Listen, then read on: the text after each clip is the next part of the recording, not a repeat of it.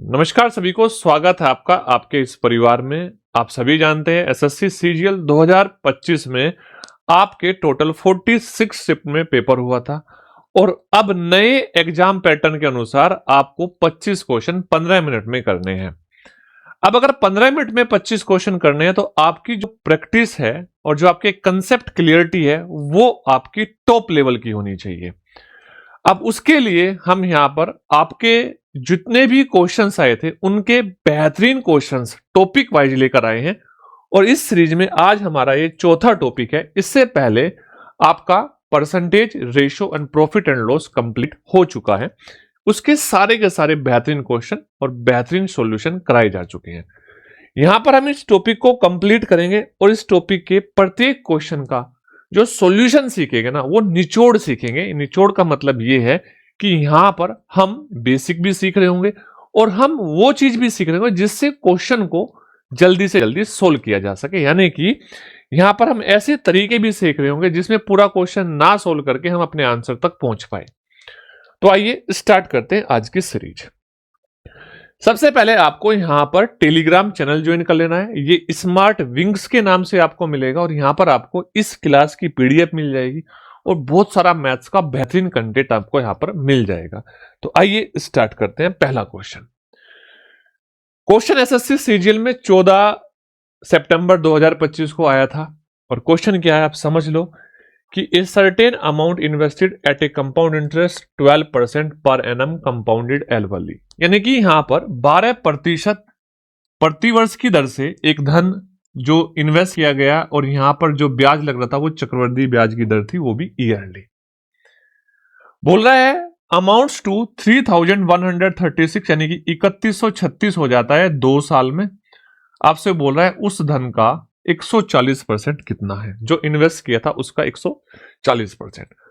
देखो बहुत बार ऐसा होता है कि आपके पेपर में कुछ क्वेश्चन ऐसे पूछे जाते हैं जिनका सॉल्यूशन आपको नहीं करना होता। ये क्वेश्चन भी आपके सामने कुछ ऐसा ही है। इसका सॉल्यूशन किए बिना आप अपने आंसर तक पहुंच सकते हो।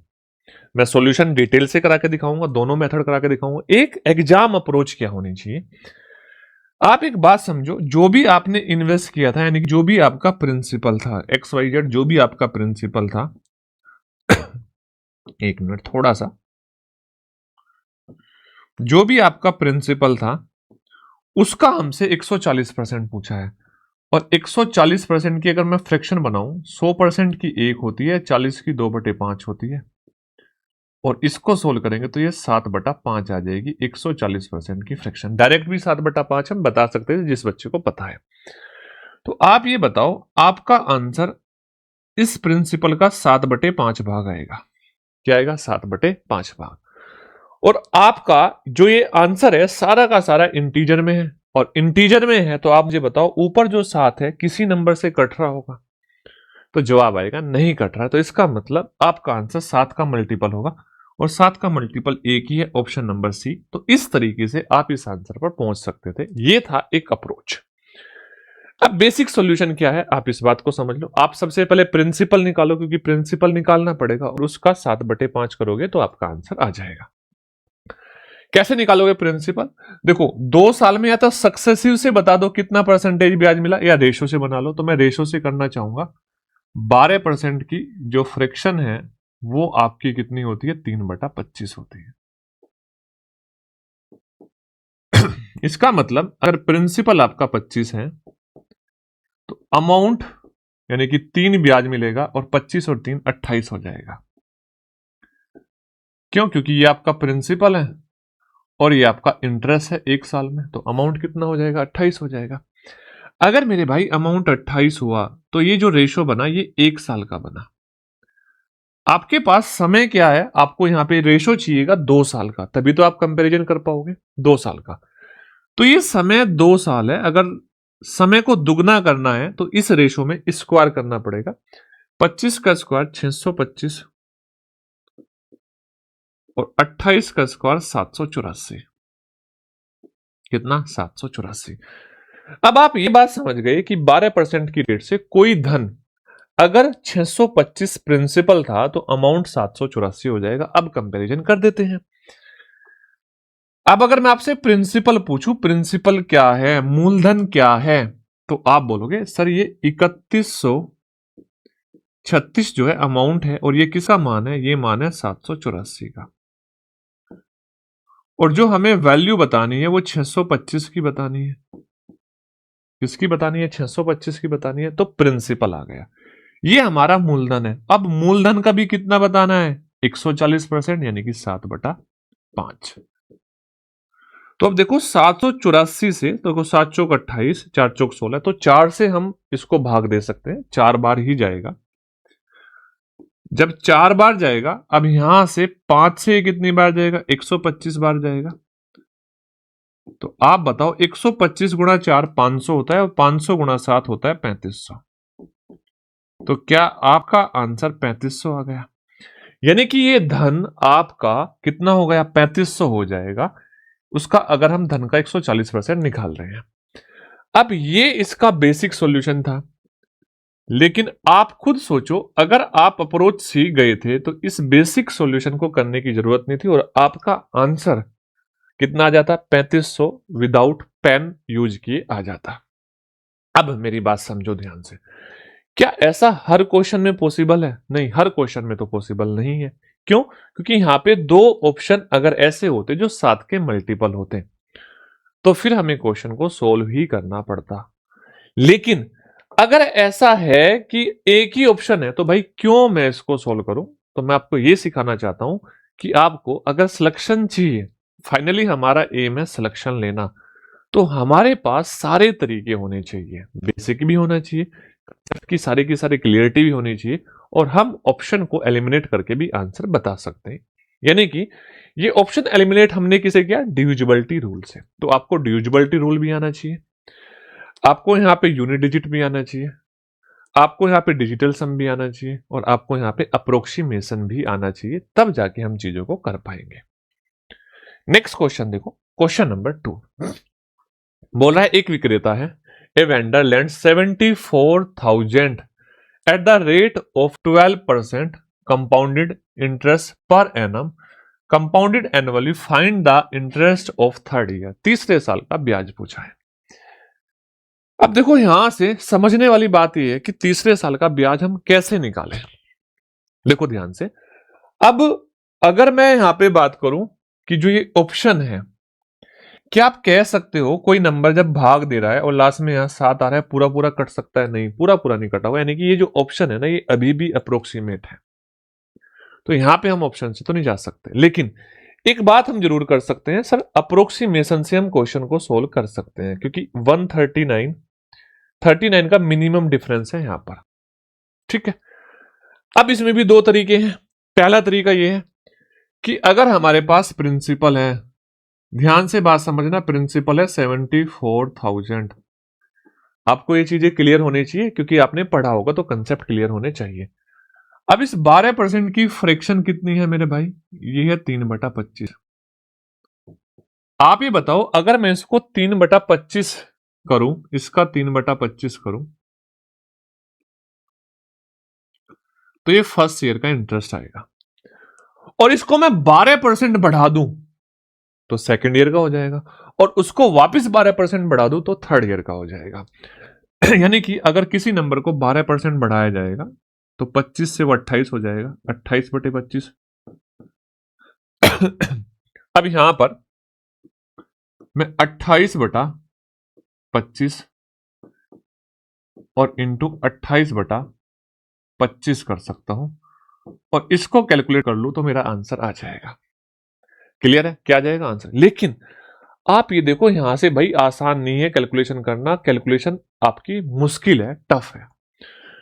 तो एक तो ये तरीका है, इसमें कैलकुलेशन है भाई टफ, मैं इसको देखते के साथ ही एक बार के लिए छोड़ दूंगा। दूसरा तरीका हमें पता होना चाहिए। क्या पता होना चाहिए, इस बात को समझो, ध्यान से समझना। आपको ये कंसेप्ट याद रखना पड़ेगा, अगर आपकी रेट है X%, कितना परसेंट, X%, और प्रिंसिपल है आपका 100, आपको हमेशा ध्यान रखना, अगर आपसे कोई फर्स्ट ईयर का ब्याज पूछेगा तो वो X ही होगा। कितना होगा, X होगा। क्लियर बात। अगर आपसे कोई भी सेकंड ईयर का ब्याज पूछेगा, किसका पूछेगा? सेकंड ईयर का, तो वो होगा x प्लस एक्स स्क्वायर बटा 100। कितना? x प्लस एक्स स्क्वायर बटा 100। अगर आपसे कोई भी थर्ड ईयर का इंटरेस्ट पूछे, कौन से साल का? थर्ड ईयर का, तो ये हो जाएगा x प्लस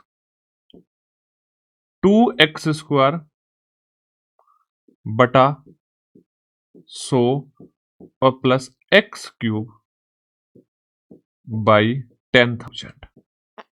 ये थर्ड ईयर का हो जाएगा। क्या आप इस कंसेप्ट को, इस चीज को याद रख पाओगे? अगर मेरे भाई आपने ये याद रख लिया तो आप इजीली फर्स्ट ईयर का, सेकंड ईयर का, थर्ड ईयर का, इनका डिफरेंस सब बता सकते हो, सब बता सकते हो। मान लो मुझसे पूछा जाए कि डिफरेंस बता दो किसका? फर्स्ट का और सेकंड का, तो क्या बताओगे आप डिफरेंस फर्स्ट का और सेकंड का? सर ये हो जाएगा हमारा एक्स स्क्वायर बटा 100। क्लियर है बात? अगर आपसे कोई पूछे सेकंड का और थर्ड का डिफरेंस बता दो, ये क्या होगा? आप समझना ध्यान से। यहां से एक तो एक्स स्क्वायर बटे 100 ज्यादा है, एक्स स्क्वायर बटा 100 ज्यादा है, प्लस एक्स क्यूब बटा 10,000 ये ज्यादा है। ये क्या हो जाएगा? सेकंड का और थर्ड का डिफरेंस। और बहुत सारे तरीके मैं बताऊंगा, यहां तब यूज करना जब ये परसेंटेज का नंबर टफ हो। क्या हो? परसेंटेज का नंबर टफ हो। ये हो जाएगा आपका क्या? डिफरेंस हो जाएगा। क्लियर बात? आप बोलोगे हाँ सर, याद रख पाओगे? रख लोगे ना? इतना देखो, अगर आपको समय से और जल्दी क्वेश्चन करने हैं तो ये चीजें याद रखनी पड़ेगी। अब देखो ध्यान से मैंने बोला आपके इस क्वेश्चन में थर्ड ईयर का सीआई बताना है। आपको क्या बताना है? सीआई बताना है, और वो भी किसका? थर्ड ईयर का। सबसे पहले आप क्या करोगे? एक्स, कितना? एक्स 12। अच्छा, उसके बाद में एक्स स्क्वायर इंटू 2, 12 का स्क्वायर 144, 144 का दोगुना करोगे, बताओ 144 का दोगुना करोगे 288, 100 से भाग दोगे तो यह आ जाएगा आपका 2.88। क्लियर है बात? आप बोलोगे यस सर। ठीक है भाई। अब बड़े ध्यान से इस बात को भी समझो कि अगर हम x का क्यूब करेंगे, 12 का क्यूब कितना होता है? 1728 होता है, और ये 10,000 से भाग देंगे तो 4 स्थान पर दशमलव लग जाएगी, 728। इसको जोड़ देंगे, ये हमारा टोटल कंपाउंड इंटरेस्ट आ जाएगा। अब देखो ये तो 28 कितनी आसानी से बता रहे हैं, 8 7 15, ये 8 और एक 9 और एक 10, 12 2 14 और एक 15। अब इस बात को समझो, अब यहां पे पूरा का पूरा परसेंटेज नहीं निकालना। क्यों नहीं निकालना? क्योंकि अगर मैं इसका 1% देखूं तो आप देखोगे 740 है, हाँ या ना? 1% देखो 740 है, और 0.1% देखूं 74 है। तो यहां पे इसमें हम ऐसा कर सकते हैं, ऐसा कर सकते हैं कि हम यहां पर पहले 15% निकाल ले, और 15% निकालने के बाद में उससे जो बड़ा होगा अप्रोक्सीमेट में उसका आंसर हम ले आएंगे। ठीक है? अब देखो, अगर मैं इसका 15% निकालूं तो 740 इंटू 15, 0, 15 चौका 60 का 0, 15 सते 105 और 6 111, कितना भाई? 111। क्लियर है बात? यानी कि 11,100। कितना भाई? 11,100। अब आप बताओ, क्या आपका आंसर 11,100 से बड़ा आएगा? और ये वाला ऑप्शन 11,100 से बड़ा है, 11,139.7। क्लियर है? 11,139.07। अगर हम एग्जैक्ट गुना करेंगे तो आप देखोगे 4 स्थान पे दशमलव है, यानी कि एग्जैक्ट डाटा दिया ही हुआ नहीं है। तो इस तरीके से आप अप्रोक्सीमेशन से इस क्वेश्चन का आंसर बता सकते थे। अब आप बताओ, क्या यहां से यहां तक इस क्वेश्चन को करने में आपको समय लगेगा? ज्यादा समय लगेगा? नहीं लगेगा। लेकिन अगर आप इस तरीके से करते तो भाई कैलकुलेटिव था, और बहुत ज्यादा कैलकुलेटिव था। ठीक है, चलो अब देखते हैं नेक्स्ट क्वेश्चन। बोला चक्रवृद्धि ब्याज की दर से एक धनराशि 2 वर्षों में क्या हो जाती है? 2 वर्षों में हो जाती है 6600 और 3 वर्षों में हो जाती है कितनी? 7920। आप ये बताओ, अगर मैं यहां से आपसे पूछूं मूल धनराशि क्या है, आपसे ये क्वेश्चन में पूछा गया कि प्रिंसिपल क्या है। देखो ध्यान से, अगर मैं आपसे कहूं कि ये हमारा 2 साल बाद धनराशि है तो नेक्स्ट ईयर इसी साल पे ब्याज मिलेगा, तीसरे साल इसी धनराशि पे ब्याज मिलेगा और तीसरे साल इसी धनराशि पे ब्याज मिलेगा। तो यहां से हम देख सकते हैं ये प्रिंसिपल है और ये अमाउंट है और समय का गैप 1 साल है। समय का गैप 1 साल है, यानी कि अगर मैं कहूं प्रिंसिपल और अमाउंट, प्रिंसिपल आपको कितना है 6600 और अमाउंट है 7920। अगर हम इनका रेशो बनाऊं तो 0 से 0 कट गया। अब देखो 11 से भाग दोगे तो 60 आ जाएगा, 11 से भाग दोगे 72 आ जाएगा, इसको 6 से भाग दोगे, 6 से नहीं 12 से भाग दोगे 5 आ जाएगा और 12 से भाग दोगे तो 6 आ जाएगा। अब समझने वाली बात यह है कि अगर आपके पास गैप 1 साल का है तो प्रिंसिपल और अमाउंट का रेशो ये है 5:6। अगर यही गैप मैं 2 साल का कर दूं, कितने साल का कर दूं? 2 साल का, तो ये 5 का स्क्वायर 25 और 6 का स्क्वायर 36 हो जाएगा। 5 का स्क्वायर 25 और 6 का स्क्वायर कितना हो जाएगा? 36 हो जाएगा। तो अब आपको यहां पर प्रिंसिपल मिल गया 25 और अमाउंट मिल गया 36। कब? जब समय का गैप 2 साल है। अब आप बताओ पहले वाले केस में एक धनराशि 2 वर्षों में कितनी हो जाती है? 6600 हो जाती है, यानी कि ये उस प्रिंसिपल का 2 साल के बाद अमाउंट है। मैं कह सकता हूं जो ये 6600 है मेरे भाई, ये 36 रेशो का मान है और जो हमें वैल्यू चाहिए वो वैल्यू चाहिए 25 रेशो की। 6 से मैं इसको भाग दूंगा 6 बार और 6 से मैं इसको भाग दूंगा तो ये कितनी बार? 11 बार 1100। अब मैं देखूंगा 11 की 25 में गुणा करूंगा तो 11 गुणा 25 275 होता है, 2 जीरो आ जाएगी और वापस 6 से भाग दे दूंगा। अब इसको 6 से, ध्यान से बात समझना, 6 से मैं भाग दूंगा, 6 चौक 24, बचा 3, 3 बचा तो यहां पे क्या होता है? 5 35। तो मुझे बताओ 6 पंजे 30। अब मैं यहां तक भाग देने के बाद रुक जाऊंगा, आगे भाग मैं नहीं दूंगा। क्यों नहीं दूंगा? बात समझो। स्टार्टिंग की 2 डिजिट देखूंगा, कहां 45 है, तो आपने बोला ऑप्शन नंबर सी में 45 है, तो मैं इतना भाग देने के बाद में ऑप्शन नंबर सी इसका आंसर बता दूंगा। अगर आप इसको भाग भी दोगे तो ये 4583.33 आ जाएगा। देखो कितनी सारी और कितनी अच्छी अप्रोचेज मैं आपको बता रहा हूं। अब एक और तरीका था, समझ लो ध्यान से, अगर आप उस अप्रोच को समझ पाओ तो। आप देखो ध्यान से, मैं यहां पर ये बात बोल रहा हूं 660 इसका 10% है और दुगना करोगे 1320 है और 1320 जोड़ने के बाद में 790 आ रहा है, यानी कि जो ब्याज है वो 20% है। और अगर ब्याज 20% है, 2 साल में जो ब्याज मिलेगा, अगर मैं बोलूं रेट 20% है, अगर आप समझ गए, 2 साल में ब्याज मिलेगा कितना? 144। कितना? 44%, सॉरी, सक्सेसिव लगा दोगे 44%। कैसे लगाओगे सक्सेसिव? 20 प्लस 20 प्लस 20 गुणा 20/100, तो 44% ये ब्याज मिल जाएगा। अब ये जो वैल्यू है 144% का मान है,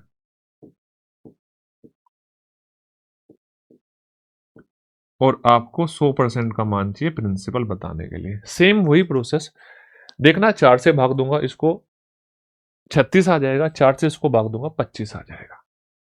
इस तरीके से हम इस क्वेश्चन को कर सकते थे। ठीक है, तो यहां से भी हम सीधा सीधा मैं आंसर लिख देता हूं 4583.33। नेक्स्ट देखो ध्यान से, क्लियर है बातें? अच्छा, मेहनत करनी है भाई, अगर सिलेक्शन चाहिए तो आपको मेहनत तो करनी पड़ेगी। और अब आप उस चीज को छोड़ दो कि भाई यहां पर मुझे किसी से जादू सीखना है, नहीं, मुझे कंसेप्ट क्लियर करने हैं, हर चीज को जानना है कि ये कैसे हो रहा है, तभी पेपर में वो 25 क्वेश्चन 15 मिनट में कर पाओगे। ठीक है भाई। अब 25 क्वेश्चन 15 मिनट में करने के लिए भाई इन 25 क्वेश्चन को 1 घंटे में समझना पड़ेगा, तभी तो उसको अप्लाई कर पाओगे। अगर वो दिमाग में सेट नहीं है ना तो अप्लाई भी नहीं कर पाओगे, इस बात को ध्यान से समझ लेना। देखो बोल रहा है ए ने 5,000 रुपए बी को 2 साल के लिए उधार दिए एंड 3,000 रुपए सी को 4 साल के लिए उधार दिए। मुझे एक बात बताओ, चलो आगे करेंगे। Eight the same simple interest rate, दोनों बार उसको भी जो दिए, ए को दिए वो बी को दिए तो भी सेम रेट थी, सी को दिए तो भी सेम रेट थी, और उसको जो ब्याज मिला वो 2200 ब्याज मिला। कितना ब्याज मिला? 2200 ब्याज मिला as the interest from the both borrower, दोनों से 2200 ब्याज मिला। आपसे पूछा सिंपल इंटरेस्ट की जो रेट है वो पर एनम क्या है। आप क्या करना स्टार्ट करोगे? बेसिक क्वेश्चन करना स्टार्ट कर दोगे? नहीं, मेरी बात समझो, कंसेप्ट को समझो। क्या मैं कह सकता हूं सर ये 2 साल है, 5,000 2 साल, तो मैं 5,000 2 साल के जगह मैं ये बोल सकता हूं, अगर मैं ये कहूं, समझना ध्यान से, कि भाई 5,000 पे ब्याज पहले साल मिला और 5,000 पे ब्याज 1 साल और मिला, तो आप ये बताओ, आप कह सकते हो ना टोटल समय 2 साल हो जाएगा। या मैं इसको जोड़ लूं तो मैं ये भी कह सकता हूं कि 10,000 पे 1 साल ब्याज निकाल दो, दोनों कंडीशन सेम होगी। 10,000 पे 1 साल का ब्याज निकाल लो।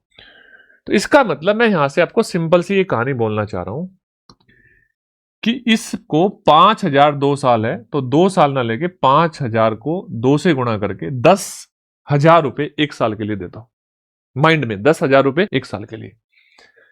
यहां 3,000 रुपए है, 3,000 रुपए है और 4 साल के लिए है, तो 3 चौक 12,000 रुपए 1 साल के लिए दे दो, सेम ब्याज मिलेगा। सेम ब्याज मिलेगा। पहले वाले केस में कितने हो जाएंगे? 5,000 हो जाएंगे और 2 साल थे तो मैं 2 से गुणा कर लूंगा तो 10,000 को 1 साल के लिए दे सकता हूं, सेम इंटरेस्ट मिलेगा। 3,000 मैंने अलग अलग बार 4 साल के लिए दिए, तो मैं 4 साल के ना देके 12,000 रुपए 1 साल के लिए दे सकता हूं। तो आप बताओ, इसका मतलब 22,000 रुपए हमने 1 साल के लिए दे दिए और 22,000 पे जो ब्याज मिल रहा है वो 2,200 मिल रहा है। तो 22,000 पे जो ब्याज मिल रहा है वो 2,200 मिल रहा है। अब आपके पड़ोसी का बच्चा भी बता सकता है, यहां से जो रेट है वो 10% है, क्योंकि 2,200 22,000 का 10% है। कंसेप्ट क्लियर हुआ? यस या नो? अगर मान लो यहां 3 साल होते तो आप बोलते 15,000 रुपए 1 साल, भाई ब्याज उतना ही मिलेगा। आप 5,000 को 2 साल के लिए दे दो या 5 दूनी 10,000 को 1 साल के लिए दे दो। 3,000 रुपए 4 साल के लिए दे दो या 3 चौक 12,000 रुपए 1 साल के लिए दे दो। क्यों? क्योंकि समझो, अगर मैं सिंपल इंटरेस्ट निकाल रहा हूं तो ये सिंपल इंटरेस्ट है principal into time into rate percent. हाँ या ना? Principal into time into rate percent. अगर मैं टाइम की प्रिंसिपल में गुणा कर रहा हूं तो वो प्रिंसिपल ही बन जाएगा ना इंटू रेट परसेंट। 1 साल के लिए बन जाएगा, वहां पे क्या हो जाएगा? अब यहां जो आप अलग समय लिख रहे हो उसको आप एक सिंपल सा टाइम लिख सकते हो, 1 साल, क्योंकि उसमें 1 साल में आपका जो टाइम होगा वो 1 साल होगा। तो अगर कंसेप्ट क्लियर हुआ होगा ना, अच्छी बात है। नेक्स्ट देखो, एक निश्चित धनराशि 2 वर्ष में 6400 हो जाती है और 3 वर्ष में 7,040 हो जाती है, तो आप ये बताओ कंपाउंड इंटरेस्ट की रेट क्या है? इससे आसान क्वेश्चन कुछ नहीं हो सकता। कंपाउंड इंटरेस्ट जब भी आपके पास 1 साल का गैप हो, 1 साल का गैप, तो वहां पर आप समझ लेना कि 2 वर्ष बाद ये अमाउंट है, लेकिन नेक्स्ट ईयर के लिए प्रिंसिपल है और ये उस साल के लिए अमाउंट है। तीसरे साल के लिए प्रिंसिपल है और तीसरे साल के लिए ये अमाउंट है। तो आप ये बताओ, यहां से यहां तक क्या आप कह सकते हो 640 ब्याज मिल रहा है? और 640 का 640 कितना परसेंट है? 10% है, तो 10% ब्याज मिल रहा है।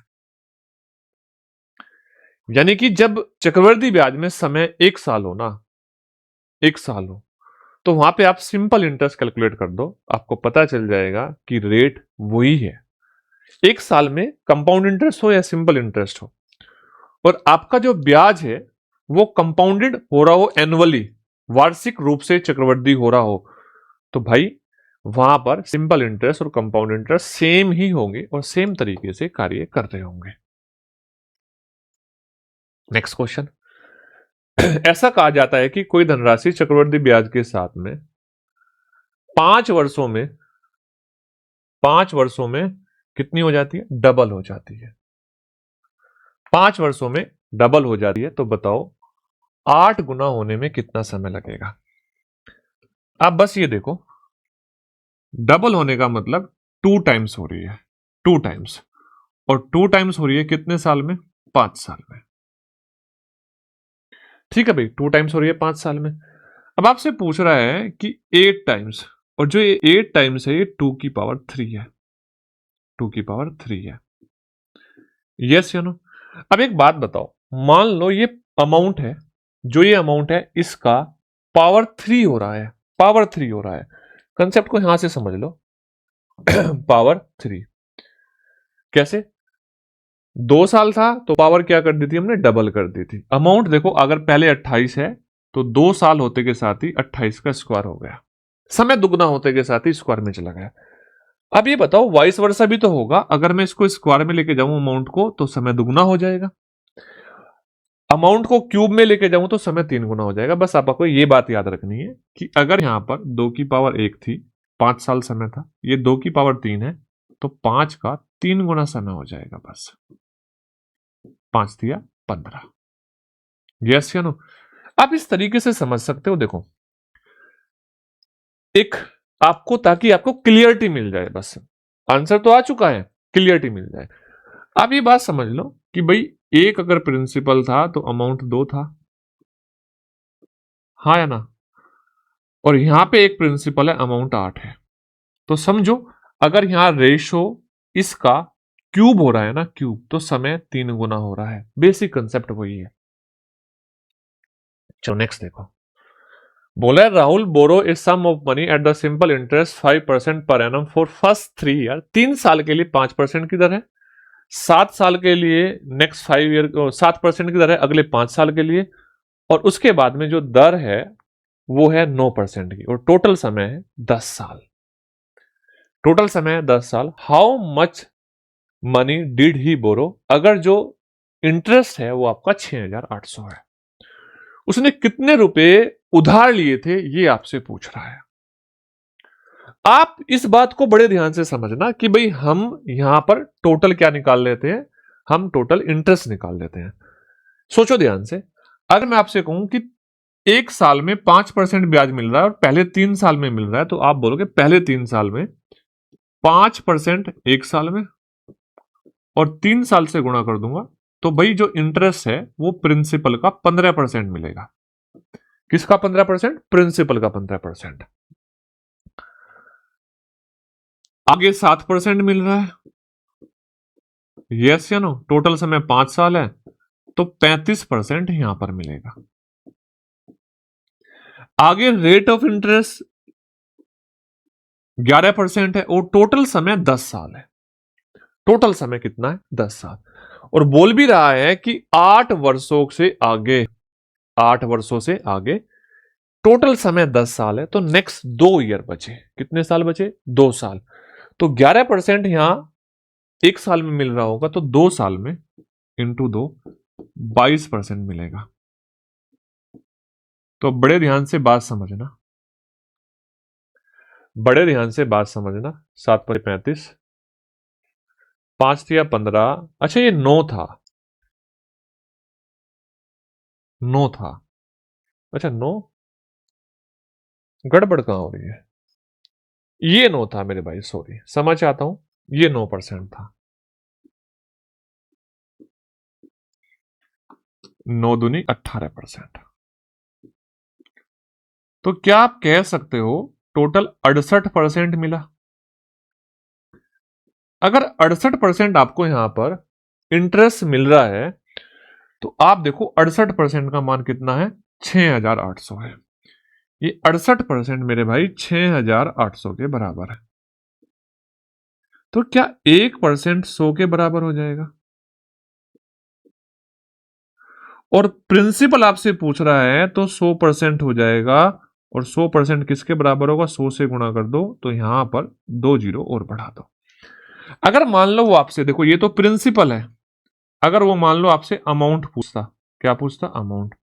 तो आप देखो प्रिंसिपल 100%, ब्याज 68%, तो 168% हो जाता अमाउंट। ठीक है भाई, ये आपको कमेंट करके बताना है। डन है?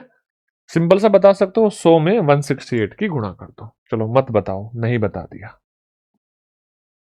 डन है बातें? इसको मैं हटा देता हूं। समय मत देखो, कंसेप्ट की क्लियरिटी देखो।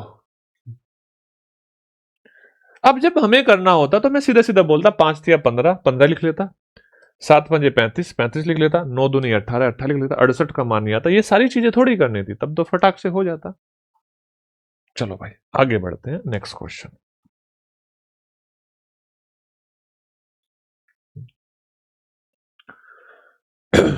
₹12,000 पर 12% की दर से 3 साल 4 महीने का चक्रवृद्धि ब्याज बताओ। 3 साल 4 महीने का चक्रवृद्धि ब्याज आपको बताना है। कैसे बताओगे? सोचो, बताओ भाई, 3 साल 4 महीने का चक्रवृद्धि ब्याज कैसे बताओगे?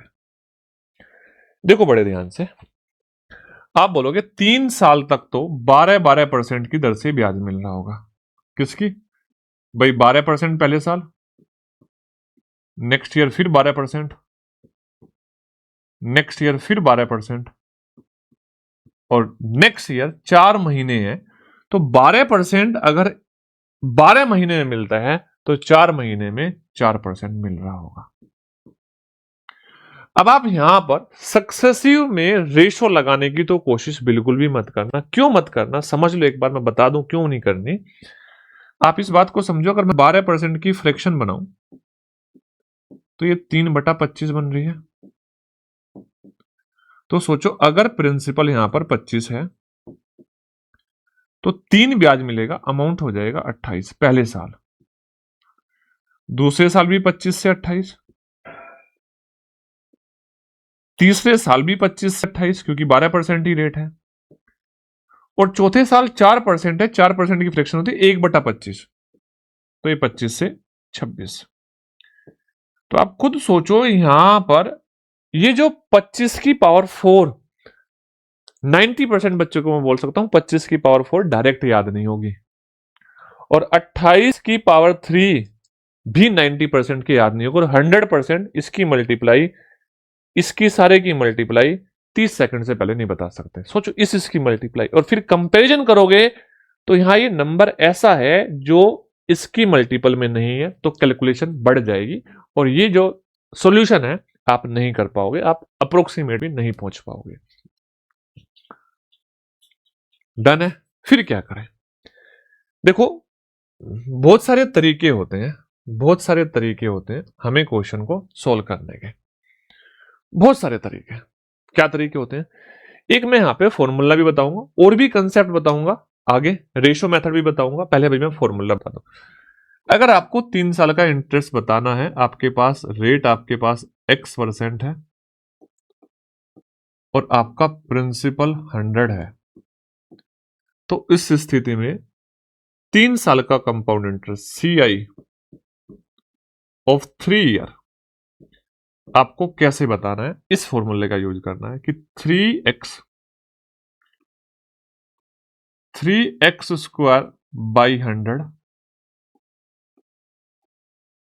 बाई 100 प्लस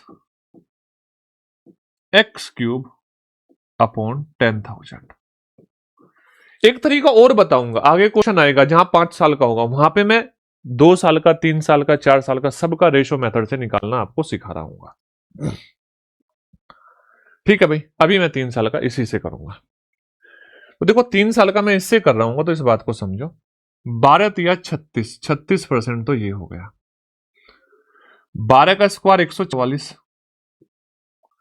144 गुणा 3, 14 तिया 42, 4 तिया 12, 432।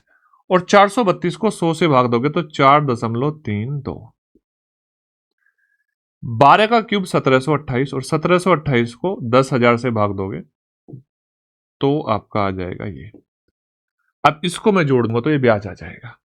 क्या आ जाएगा? ब्याज आ जाएगा, ब्याज। अब कैलकुलेशन आसान हो जाएगी। कैसे? 2, 8, 9, 4, यस या नो? और ये कितना हो जाएगा? 40। कितना? 40। कितना? 40। तो आप देखो यहां पर ये हो जाएगा आपका, मैंने लगभग बोल दिया कि भाई ये 40.5% आपको ब्याज मिल रहा होगा। कितना? 40.5%। कितने साल में? 3 साल में। अब देखो 3 साल में 40.5 है और अब 4% और मिलेगा। कितना मिलेगा? 4% और मिलेगा। इसका सक्सेसिव लगा दो, इन दोनों का क्या लगा दो? सक्सेसिव लगा दो। अब यहां पे फ्रैक्शन मत बताओ, सक्सेसिव लगा दो। अब देखो जैसे आप सक्सेसिव लगाओगे इन दोनों का तो 40.5 में पहले तो ये जुड़ेगा, 44.5 हो जाएगा। इन दोनों की गुणा करके हम 100 से भाग देंगे। गुणा करोगे तो 4 पंजा 20, यस या नो? ये 2 और 4 चौक 16। ठीक है। अब देखो इसमें दशमलव यहां एक स्थान पे आनी थी, लेकिन 100 से भाग दोगे तो यहां दशमलव आ जाएगी। अब इसको जोड़ दो, तो जब आप जोड़ोगे 2 0, 6 5 11, 44 और एक 45 और एक 46, तो 46.12% आपका आंसर आएगा अप्रोक्सीमेट में। 46.12। अगर आप जानते हैं कि यहां पर इसका मैं 46.12% निकालूं और ये बताओ इसका 1% कितना है? 80। बस इसमें हम 80 से गुणा कर देंगे। 80 से गुणा कर देंगे। जब हम 80 से गुणा करेंगे, देखो एक तो 0 आएगी, 8 दूनी 16 का 6 का आएगा। ये अप्रोक्सीमेट आएगा, ध्यान से बात समझ लेना। आंसर इससे छोटा होगा क्योंकि हमने इसको बड़ा मान लिया। 8 दूनी 16 का ही आएगा, 8 एकम 8 और एक 9। ठीक है। 8 छंग 48 का 8 का, 8 चौक 32 और 3 35, 3589.60 आएगा। यहां ये बताओ क्या 3589.60 आया? मैंने बोला था बड़ा आएगा, तो आप देखोगे आंसर क्या हो जाएगा? 3500 नहीं, 32, 8 चौक 32, 8 छंग 48 और 4 36 आएगा। 3689। तो ऑप्शन नंबर सी हो जाएगा। कुछ क्वेश्चन ऐसे होते हैं जो कैलकुलेटिव होते हैं और कैलकुलेशन ही आपको करनी पड़ेगी, आपको चीजें सीखनी पड़ेगी। इसमें मैं एक तरीका और बताऊंगा, इसको 3 साल का ब्याज निकालने का एक तरीका और बताऊंगा, आप उसको भी समझना। अभी हमने इसको कर लिया। बोला किसी धनराशि पर 18% वार्षिकी की दर से 1.5 वर्ष का चक्रवृद्धि ब्याज कितना है? ये है, आपसे पूछ रहा है प्रिंसिपल बताओ। देखो 1.5 वर्ष का चक्रवृद्धि ब्याज है और जो ब्याज है वो वार्षिक रूप से संयोजित होता है, कंपाउंडेड ईयरली है। तो आप ये बताओ पहले साल तो 8%, 18% ब्याज मिलेगा क्योंकि पूरा साल है। अब अगले 6 महीने इसका आधा ब्याज मिलेगा यानी कि 9%। और इसको अगर आप सक्सेसिवली लगाओगे तो आप देखोगे 18 + 9 प्लस 18 निमा 162, 18 गुणा 9 162 और 162 को 100 से भाग दोगे तो 1.62। आप मुझे बताओ क्या ये 28.62% ब्याज मिलेगा? हाँ या ना? 28.62% और इसका ये नंबर कितना परसेंट है? कितना गुना है? 100 गुना, यानी कि 1% का मान 100 हो जाएगा। प्रिंसिपल कितना हो जाएगा? आप बोलोगे 10,000, क्योंकि प्रिंसिपल 100% होना था, 100% का 100 टाइम्स 10,000 हो गया। क्लियर भाई बात? आप बोलोगे हाँ सर बात क्लियर है। करो नेक्स्ट क्वेश्चन। मैं पानी पी लूँ, है ना? करो।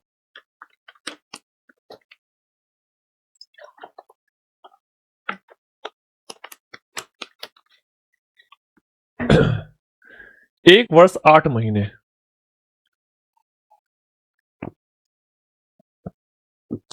एक वर्ष 8 महीने समय है, 9% वार्षिकी दर से वार्षिक रूप से संयोजित होता है। तो यानी कि पहले एक बात बताओ, पहले साल तो 9% ही ब्याज मिलेगा, दूसरे साल 8 महीने हैं, पूरा दूसरा साल नहीं है, तो जो 9% ब्याज है ये 12 महीने में मिलता है।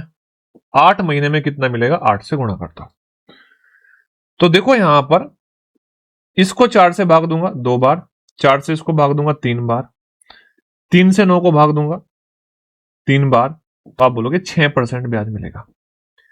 यानी कि पहले 9% और फिर 6% और सक्सेसिवली लगा दो। 9 प्लस 6 प्लस 9 6 का 54 और 54 को भाग दोगे 100 से तो ये आ जाएगा। तो 15.54% आपको ब्याज मिल रहा होगा, 15.54%। अब ये बताओ इसका ब्याज पूछा है 7,000 का, तो 1% कितना होता है 70, तो 70 से गुणा कर दो। तो अब देखो 1 0 7 चौक 28 हासिल 2, 7 पंजे 35 2 37, 7 पंजे 35 35 3 38, 7 एकम 7 3 10 और यहां लगा दो दशमलव। तो देखो 1087.8 आपका क्या हो जाएगा, आंसर हो जाएगा, एग्जैक्ट आंसर आ गया। नेक्स्ट देखो ध्यान से, बोल रहा है यदि किसी निश्चित चक्रवृद्धि ब्याज, क्या बोलता है, यदि कोई निश्चित धनराशि चक्रवृद्धि ब्याज की दर है 16 से 2/3%, 3 साल में जो चक्रवृद्धि ब्याज मिलता है वो मिलता है 1270। Find the simple interest on the same sum at the same rate for the same period. Same rate और सेम टाइम के साथ में आपको क्या बताना है, सिंपल इंटरेस्ट बताना है। आप समझ ध्यान से, अगर मैं यहां पर सिंपल इंटरेस्ट की बात करूं सेम रेट सेम टाइम से, तो यानी कि रेट तो ये हो गई और 3 साल का समय हो गया, तो क्या कह सकते हो 50% हो जाएगा। सिंपल इंटरेस्ट तो 50% मिलेगा। कितना मिलेगा, 50%। हाँ या ना, 50% सिंपल इंटरेस्ट मिल रहा होगा। और अगर 50% सिंपल इंटरेस्ट मिल रहा होगा तो आप ये बात समझ जाओगे कि कोई धनराशि 100 थी, 100 से 150 हो जाएगी, और ये 2:3 हो जाएगा। फाइनली आपका आंसर 3 का मल्टीपल होगा, और तो ये 2 नंबर तो 3 के मल्टीपल नहीं है। यहां तक की कहानी तो समाप्त हुई। मान लो एक ही ऑप्शन 3 का मल्टीपल होता तो हम आंसर बता सकते थे। ये क्या होगा, 16 3 48, 48 और 2 50, 50/3 में हम 3 से गुणा करेंगे तो 50% ब्याज मिलेगा साधारण ब्याज की दर पर। चलो कोई बात नहीं, अब हमें ये तो पता चलेगा कि प्रिंसिपल 2 है तो अमाउंट 3 है। डन। अब देखो यहां पर 3 साल का चक्रवृद्धि ब्याज दिया है, तो यहां पे हमें प्रिंसिपल और अमाउंट का रेशियो बताना पड़ेगा, तब जाके हम चक्रवृद्धि ब्याज की कैलकुलेशन कर पाएंगे। और जब आपकी परसेंटेज ऐसी हो ना खतरनाक वाली, तो हमेशा उसकी फ्रैक्शन बना के ही क्वेश्चन को सोल्व करना। तो प्रिंसिपल 6 और अमाउंट 7, कब, जब समय आपका 1 साल है, यानी कि 6 रुपए अगर प्रिंसिपल है तो 16 से ही 2/3% की दर से 1 साल में जो ब्याज मिलेगा वो 1 मिलेगा, और अमाउंट हो जाएगा हमारा 7। हमारे पास समय है 3 साल, तो क्यूब कर दोगे, 6 का क्यूब 216, 7 का क्यूब 343। तो मुझे बताओ क्या आप कह सकते हो यहां से 127 ब्याज मिल रहा है। 127 कितना ब्याज मिल रहा है, 127 ब्याज मिल रहा है। 343 में से हमने इसको एक 216 को घटा दिया, 127 कंपाउंड इंटरेस्ट है। अब आप देखो बड़े ध्यान से, ये 127 नहीं 1270 है, तो मैं यहां 0 लगा दूंगा, तो प्रिंसिपल हो जाएगा हमारा 2160। कितना, 2160। अब आपसे पूछ रहा है कि इसका ब्याज बता दो, तो भाई इसका 50% निकालने के लिए तो आप सीधा सीधा इसका 1/2 कर दोगे, क्योंकि 50% ब्याज मिलेगा साधारण ब्याज, तो ये हो जाएगा आपका 1080, और 1080 हो जाएगा तो option number A correct answer हो जाएगा। भाई जो सिंपल इंटरेस्ट मिलेगा 50% मिलेगा, और ये प्रिंसिपल है आपका 2160 का 50% 1080। चलो भाई ध्यान से बात को समझना। अब देखो बोल रहा है फाइंड अ कंपाउंड इंटरेस्ट, हमें चक्रवृद्धि ब्याज बताना है 10,000 रुपए पर 10% की दर से 2 साल 6 महीने, 2 साल 6 महीने बताना है कंपाउंड इंटरेस्ट। तो आप ये बात समझो कि पहले साल 10% ब्याज, दूसरे साल 10% ब्याज, और तीसरे साल 5% ब्याज। क्लियर, आप बोलोगे हाँ सर। क्यों 5%, क्योंकि यहां पर समय 6 महीने है, 6 महीने, 1 साल होता तो 10% मिलता, 6 महीने में तो 5% ही मिलेगा। अब देखो यहां पर बहुत सारे बच्चे क्या हो गए, सक्सेसिव में यहां पर रेशो बनाना स्टार्ट कर देंगे। लेकिन एक बात समझो यार, 10% सक्सेसिव इंक्रीज हो रहा है। मुझे ये टिप्स पर याद है, मुझे ये टिप्स पर याद है मेरे भाई, ये 21% बढ़ेगा। 21% तो ब्याज यहां मिल गया। अब इन दोनों में सक्सेसिव लगा दो, 21 5 26 और 21 पंजे 105। 105 को 100 से भाग दोगे तो 1.5। तो क्या आप कह सकते हो 27.05% कंपाउंड इंटरेस्ट मिलेगा? किसका 27.05%? 1000 का। और 1% क्या होता है? 1% 100 होता है। तो इसमें अब हम 100 से गुणा कर देंगे बस, और 100 से गुणा कर देंगे तो आंसर हो जाएगा 2705। ऑप्शन नंबर बी 2705 इस क्वेश्चन का करेक्ट आंसर हो गया। नेक्स्ट देखो, 12,500 रुपए की धनराशि है ना। What is the compound interest on a sum of 12,500, 15% पर एनम इन 2 ईयर। 15% पर एनम इन 2 ईयर आपसे कंपाउंड इंटरेस्ट यहां पर पूछ रहा है। ठीक है भाई, आप इस बात को समझो इस बात को समझो। यहां से मैं 2 ऑप्शन छोड़ो, 2 ऑप्शन क्वेश्चन करो, नहीं कर पाऊंगा। देखो 15% का तो सक्सेसिव लगा लो, या 15% की फ्रैक्शन बना लो। मान लो मैं 15% की फ्रैक्शन बनाता हूं, और 15% की फ्रैक्शन होती है 3/20। इसका मतलब ये हमारा 20 है प्रिंसिपल, तो अमाउंट हो जाएगा हमारा 23। और कितने साल में? 1 साल में। प्रिंसिपल 400 है, तो अमाउंट हो जाएगा हमारा 529। क्लियर बात? क्यों? क्योंकि समय है 2 साल। भाई समय दुगना है तो क्या करेंगे? स्क्वायर कर देंगे। अब आपको 400 रेशो का मान दिया है 125, 125 यानी कि 1250, 12,500 किसका मान है? 400 का मान है। ठीक है, आपसे क्या पूछा है? चक्रवर्ती ब्याज। तो चक्रवर्ती ब्याज क्या होगा? चक्रवर्ती ब्याज होगा 129।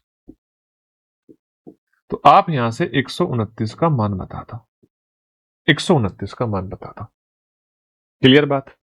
यस। अब आप इस बात को समझो, यहां से 2 जीरो से 2 जीरो कट जाएगी। अब नंबर डेसिमल में जाएगा, और डेसिमल में जब हम किसी नंबर को 4 से भाग दे रहे होते हैं, या तो 0.25 आएगा, या 0.50 आएगा, या 0.75 आएगा। यस या ना? यही आएगा डेसिमल में। अगर भाई हम किसी भी नंबर को 4 से भाग दे रहे हैं, पूरी गुणा करके भाग मत दो। आपको एग्जामिनर ने ऑप्शन ऐसे सेट करके दे रखे हैं, और आप देखोगे एक ही ऑप्शन में 0.50 है लास्ट में। अब मैं इसको आंसर बता सकता हूं। मैं इसको क्या बता सकता हूं? आंसर डायरेक्टली बता सकता हूं, सोल्व करने की जरूरत नहीं है। नेक्स्ट देखो, अब देखो ये क्वेश्चन वो आ गया जहां पे आपको बहुत कुछ सीखने को मिलेगा। क्या है? 4500 रुपए है, 10% चक्रवृद्धि ब्याज की दर है, और 5 साल में अंत में भुगतान किए जाने वाली राशि क्या होगी? अब मैं आपको कुछ रेशो लिखवाने वाला हूं, रेशो समझना। अगर आपको 2 साल का सीआई बताना है, कितने साल का? 2 साल का, तो आपको रेशो लिखना पड़ेगा 2:1। अगर आपको 3 साल का सीआई बताना है, तो आपको रेशो लिखना पड़ेगा 3। भाई 3 साल है तो सबसे पहले 3 लिखो। अब इन दोनों को जोड़ लो, 3। मेरे तो याद भी है, याद भी करना पड़ेगा। और फिर क्या, इन दोनों को जोड़ा 3 आया, और लास्ट में वापस 1 आ गया। ठीक है, अब 4 साल का, तो मैं लिख दूं 4, 6 और 4 और 1। कैसे किया समझ लो एक बार। आप देखो यहां पर, ये हमने 4 लिख लिया, इन दोनों को जोड़ा 6 आया, इन दोनों को जोड़ा 4 आया, और वापस 1 लिख दिया। अब हमें 5 साल का एक रेशो लिखो। सबसे पहले 5, 6 को और 4 को जोड़ोगे तो 10, इस 6 को इस 4 को जोड़ोगे तो 10, इस 4 को 1 को जोड़ोगे तो 5 और 1। ये रेशो हमारा आ गया। क्लियर है बात? समझना, बड़े प्यार से चीजों को समझना, क्लियरिटी आपको मिल जाएगी। अब अगर हमारे ये याद था, भाई हमारे ये क्या था? याद था। अगर याद था तो मैं सीधा सीधा क्वेश्चन करने बैठता, और कोई जब जब क्वेश्चन करने बैठता तो मैं बोलता हमें रेशो याद होना चाहिए 5 साल के लिए, 5 10 10 5 और 1, ये हमें रेशो याद होना चाहिए। अब आपको क्या करना है, सबसे पहले आपको देखना है भाई इस 4500 का 10% कितना होता है। तो आप बोलोगे 450 होता है, गुणा 450। 4500 का 10%, क्या क्या हमने 4500 का 10%। अब इस 450 का 10%, तो आपने बोला 45 होता है, गुणा 45। अच्छा, इस 45 का 10%, तो आपने बोला 4.5 होता है। यस, इस 4.5 का 10%, तो आप बोलोगे 0.45 होता है। आगे भी करना चाहो तो कर सकते हो, लेकिन मेरे अकॉर्डिंग यहां तक आपका आंसर दशमलव के 3 स्थान बाद तो दिया ही नहीं है, तो वहां पे आप ना चाहो तो छोड़ दो, करना चाहो तो कर सकते हो। इसका 10% तो 0.045। मैं आपको एग्जैक्ट करके दिखा देता हूं। क्यों दिखा देता हूं? क्योंकि मैं यहाँ पे पेपर में क्वेश्चन नहीं कर रहा हूं, आपको सिखा रहा हूं। ठीक है, अब आपको क्या करना है, इनकी गुणा करनी है और इनको जोड़ देना है। समझो ध्यान से। आप ये देखो, मैं गुणा करूंगा और जोड़ूंगा भाई। 0 5 5 25, 5 चौक 20, तो 2250 तो ये हो गया। यहां से चक्रवर्ती भी आ जाएगा, 450 ये हो गया भाई। 45 की गुणा करें, ये 45 हो गया। हाँ या ना? और ये कितना हो गया, जब 5 में 45 की गुणा करी तो 225 आया, और 225 में कितने स्थान पे दशमलव लगे? 2 स्थान पे, तो 2.25 हुआ। इससे आगे मैं नहीं करना चाहता हूं। क्यों नहीं करना चाहता हूं? क्योंकि आप देखो, आप दशमलव तक पहुंच चुके हो, दशमलव तक पहुंच चुके हो, है ना? जब दशमलव तक पहुंच चुके हो तो आगे क्यों 2 स्थान 3 स्थान की दशमलव चेक करनी, नहीं करनी। तो देखो, ये 2 5, 5 और 2 7, यस या नो? 5 5 10, 10 4 14, 4 2 6 और 1 7 और 2, तो 2747.5 ब्याज आया। अब आपसे पूछ रहा है अमाउंट, तो अमाउंट क्या होगा भाई? प्रिंसिपल में, यानी कि 4500 में, 4500 में आप 2747.25 जोड़ दोगे, और जब 2747.25 जोड़ोगे तो 25 तो ये आएगा ही आएगा, ये 7, ये आपका 4, 7 5 12, 4 2 6 और 1 7, तो 7247.25। इसको मैं अप्रोक्सीमेट में अगर लिखना चाहूं तो 7247.3 लिख सकता हूं, 7247.3 लिख सकता हूं अप्रोक्सीमेट में। तो आप बताओ 7247.3 मतलब ऑप्शन नंबर सी। ये आपको याद रखो, ठीक है ना? ये आपको याद रखना पड़ेगा। 6 साल पे जाना है तो एक बार और आगे बढ़ जाओ। लेकिन एक बात समझना, आप क्वेश्चन को जब आपके पास 2 दशमलव में स्थान है ना, उसके बाद का छोड़ दो। क्यों? क्योंकि इतना अप्रोक्सीमेट आंसर देता ही नहीं है एग्जामिनर। एग्जामिनर को कैलकुलेटर थोड़ी बनाना है, आपको एक्सपर्ट देखना है ना, कौन कितना एक्सपर्ट है। आप इस तरीके से कर सकते हो। अच्छा, एक तरीका और बता दूं मैं यहां पर, और वो सिर्फ 10% में ही अप्लाई हो रहा होगा। किस में अप्लाई हो रहा होगा? 10% में अप्लाई हो रहा होगा। आप ये बताओ, अगर 10% की रेट होती 4 साल में कितना ब्याज मिलता? तो आप बोलते 46.41 मिलता। हाँ या ना? 46.41 ही तो मिलता। Yes, clear? अब एक बात बताओ बड़े ध्यान से, ये 46.41 मिलता आपको ब्याज, क्या नेक्स्ट ईयर का जो ब्याज होता, नेक्स्ट ईयर का जो ब्याज होता वो 10% तो होता ही होता, और उसमें इसका 10% और बढ़ जाता, तो यानी कि इसका 11% हम बढ़ा के अपना आंसर बता सकते थे। ठीक है, कितना बढ़ा के? 11% बढ़ा के हम इसका आंसर बता सकते थे। अप्रोक्सीमेट 61 समथिंग आएगा, आप इसको कर सकते थे। ठीक है भाई, डन। चलो,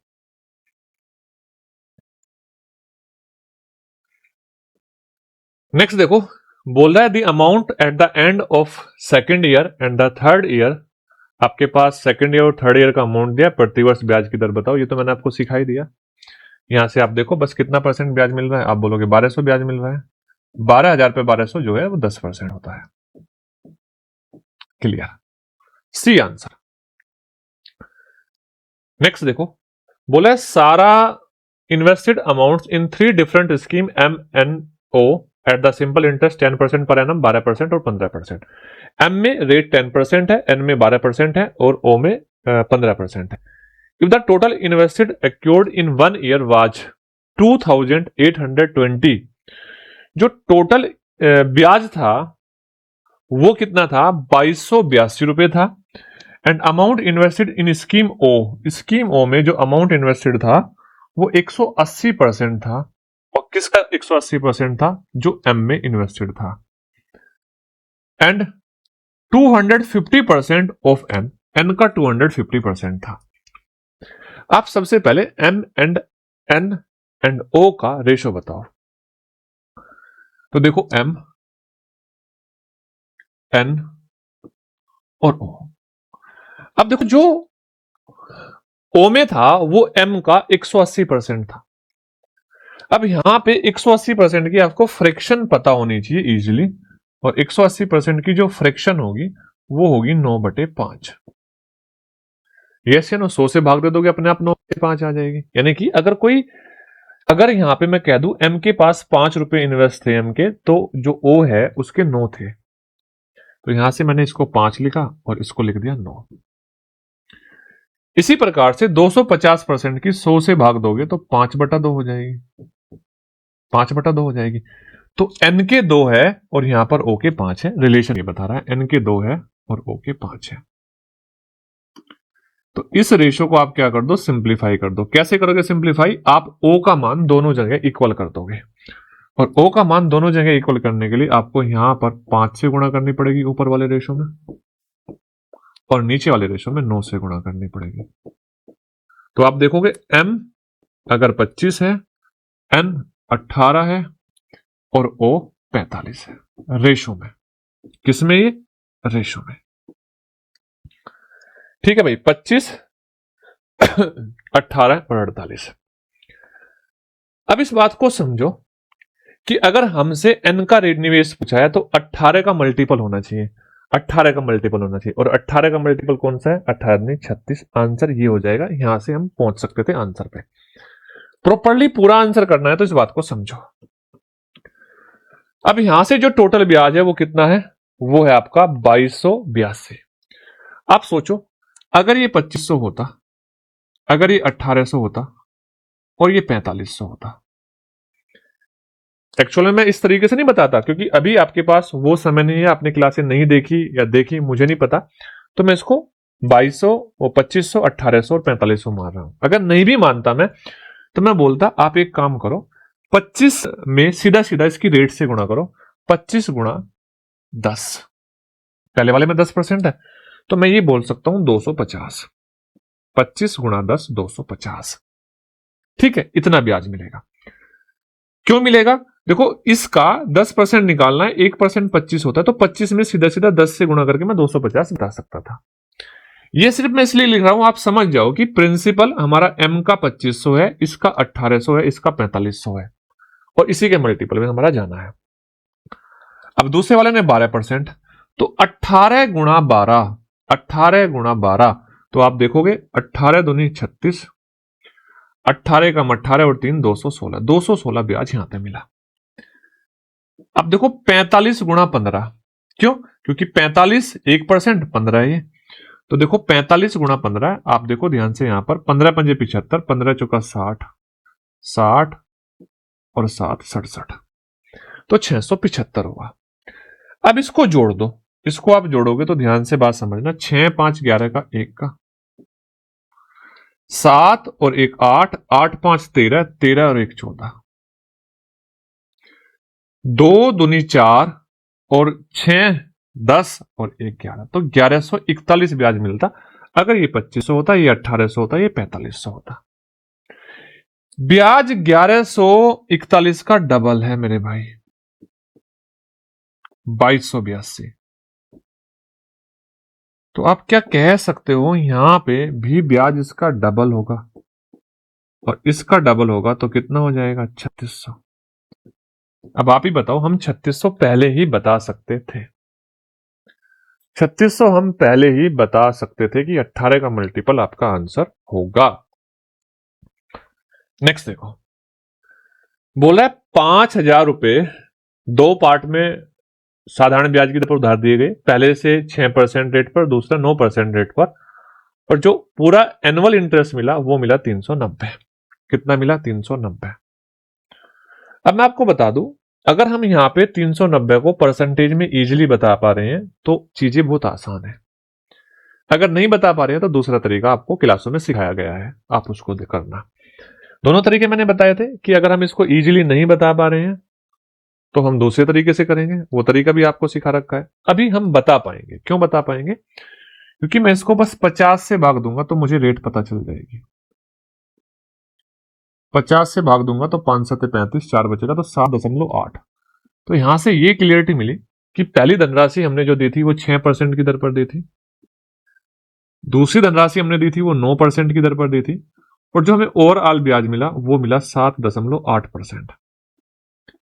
अब इसमें अगर मैं रेट में एलिगेशन लगाऊंगा तो मेरा प्रिंसिपल का रेशो आएगा। मैं एलिगेशन किस में लगा रहा हूं? रेट में एलिगेशन लगा रहा हूं, तो मेरा प्रिंसिपल का यानी कि मूलधन का रेशो आएगा। इन दोनों का डिफरेंस 1.2, इन दोनों का डिफरेंस 1.8, और 0.6 से भाग दोगे तो 2.2 रेशो 3 आ जाएगा।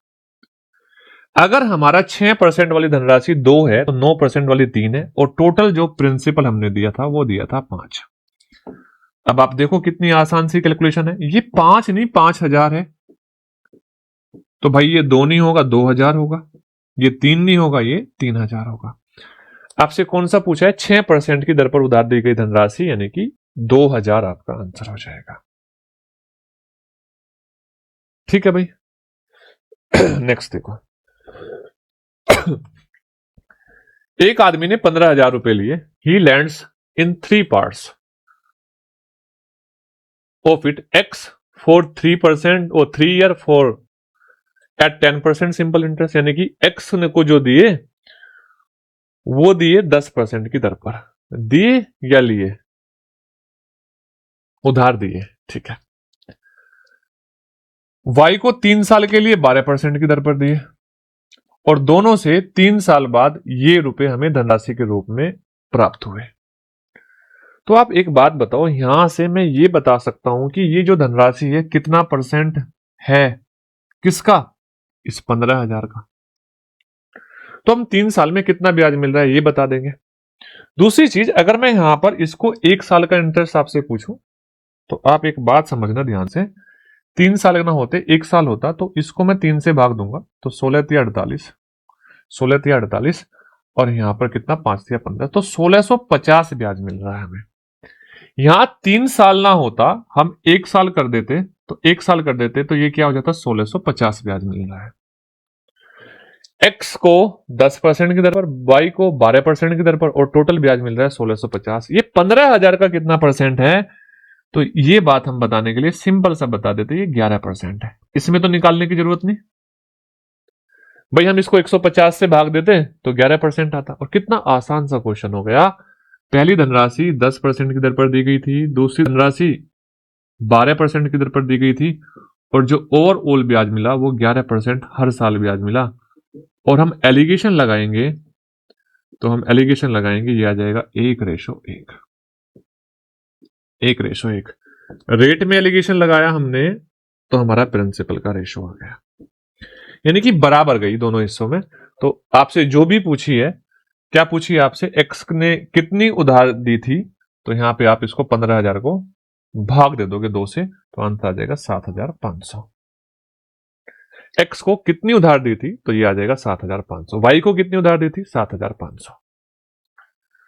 नेक्स्ट देखो, एक चक्रवृद्धि ब्याज के तहत एक धनराशि 6 वर्षों में अपने की 4 गुनी हो जाती है। 4 वर्षों 16 गुनी कितने वर्षों में होगी? ये आपके लिए होमवर्क है, क्योंकि एक क्वेश्चन में ऑलरेडी ऐसा करा चुका हूं।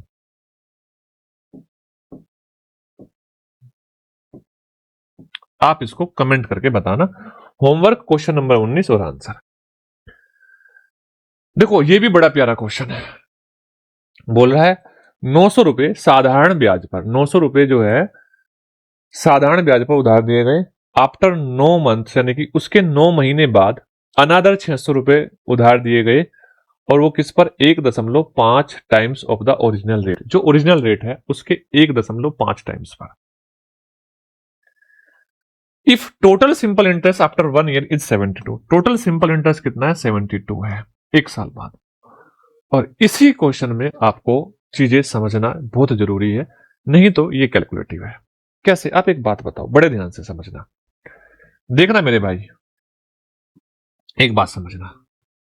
मान लो 100 रुपए है, 100 रुपए है, 6% रेट है, समझना मेरी बात। तो मैं कह सकता हूं यहां पर हमें जो ब्याज मिल रहा है वो 60 मिल रहा है। क्लियर है बात? 60 मिल रहा है, 6%, 60 नहीं 6 मिल रहा है। अब एक बात समझना, मैंने बोला सर रुपए तो 100 है, इस रेट को दुगना कर दो 12%, तो ब्याज कितना मिलेगा? 12। रेट 12% हुई, ब्याज अपने आप दुगना हो गया। एक चीज को हमने 12% किया। अगर मैं प्रिंसिपल को दुगना कर दूं और रेट अपनी कितनी रखूं? 6% ही रखूं, तो भी ब्याज सेम ही मिलेगा ना, तो भी ब्याज सेम ही मिलेगा ना। हमारे पास जो प्रिंसिपल था, जो प्रिंसिपल था, कंडीशन क्या बोल रहा है? वो कंडीशन बोल रहा है ये करने को, ये वाली कंडीशन करने को, क्योंकि 1.5 गुना कर रहा है। क्या कर रहा है? जो रेट है वो 1.5 गुना कर रहा है। ठीक है भाई, हम बोल रहे हैं रेट को 1.5 गुना ना करके तुम प्रिंसिपल को 1.5 गुना कर लो, प्रिंसिपल को 1.5 गुना कर लो, और दोनों जगह प्रिंसिपल सेम हो जाएगा, यहां भी 900 और यहां भी 900। क्लियर बात? आप बोलोगे हाँ सर, मजा आ गया, मजा आ गया, बात समझ में आ गई। तो हमने क्या देखा? पहले हमने ये 900 रुपए पूरे एक साल के लिए दिए, ये 900 रुपए एक साल के लिए दिए, और ये जो 900 रुपए है ये हमने उसी रेट से 3 महीने के लिए दिए। क्यों? क्योंकि 9 महीने तो हो चुके हैं। तो अब हमें जो ब्याज मिलेगा 900 रुपए पे, एक साल यहां, 3 महीने यहां, टोटल 15 महीने ब्याज मिलेगा। कितने महीने ब्याज मिलेगा? टोटल 15 महीने ब्याज मिलेगा। और वो ब्याज कितना है? वो ब्याज है 72। वो ब्याज है 72। अब देखो बड़े ध्यान से, 72 इस 900 का कितना परसेंट है ये बताने के लिए आप क्या करोगे? 72 बटा 900, हाँ है ना, और इंटू 100। ये हो गया हमारा टोटल इंटरेस्ट कितने परसेंट मिला। अब ये मिला कितने महीने में? 15 महीने में। 15 से भाग दे दो, और हमें जो रेट चाहिए वो चाहिए एक साल की, तो 12 से गुणा कर दो। ठीक है भाई, आप इस बात को समझो ना, 72 में अगर हम 12 से गुणा करके 15 से भाग दे देते तो एक साल का ब्याज अपने आप आ जाता ना, हाँ या ना। बस इस कैलकुलेशन को आप कर दो। अब बहुत आसान है इसको भी करना। 2 जीरो से 2 जीरो, 9 8 72, 12 8 96 बटे 15, 15 6 का 90 और 15 चौका 60, तो 6.4% हमारी क्या हो जाएगी? रेट हो जाएगी। कंसेप्ट क्लियर करने समझो, नहीं तो इसको आप लेंदी कर लेते हैं। समय के जंजाल में, इस रेट की मोहमाया में ऐसे फंस जाते कि आपको इससे बाहर निकलना मुश्किल हो जाता। अब समझना, अगर प्रिंसिपल, अगर मैं बोलूं रेट को, प्रिंसिपल को, टाइम को, किसी एक को अगर डबल करना हो ना, किसी एक को, आप किसी भी एक को कर दो, आपकी मर्जी, वही फर्क पड़ेगा। किसी एक के डबल करने से ब्याज डबल मिलेगा। क्लियर है?